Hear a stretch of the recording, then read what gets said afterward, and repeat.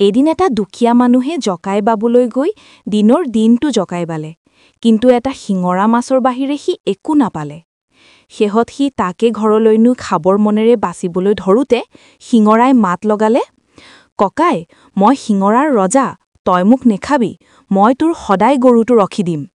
মানুহটোৱে শিঙৰাৰ কথা শুনি তাক নেখাই পিছদিনা দুপৰীয়া শিঙৰাক খুৱাই বুৱাই তাৰ গৰুটো চৰাবলৈ পঠিয়াই দিলে শিঙৰাই গৰুটোৰ টিকাত উঠি নিজৰ মুখৰ কাইটেৰে খুচি খুচি তাক পথাৰলৈ লৈ গৈ চৰাবলৈ ধৰিলে এইদৰে বহুদিন গ'ল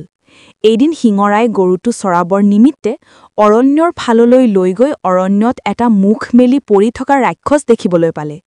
ৰাক্ষসে গৰুটো দেখি আনন্দ মনেৰে উঠি ধৰিবলৈ যাওঁতে শিঙৰাই তাক বাধা দি কলে হেৰ ৰাক্ষস ৰ তই মোক দেখা নাই নেকি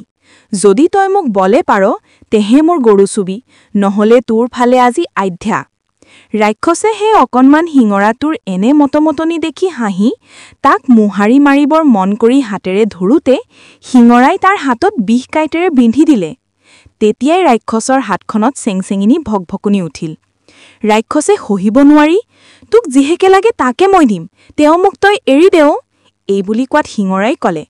যদি তোক এৰি দিব লাগে তেনেহলে মোক কি দিবি আগেই দে ৰাক্ষসে পেটৰ পৰা এটা সোণৰ আঙঠি উলিয়াই দি কলে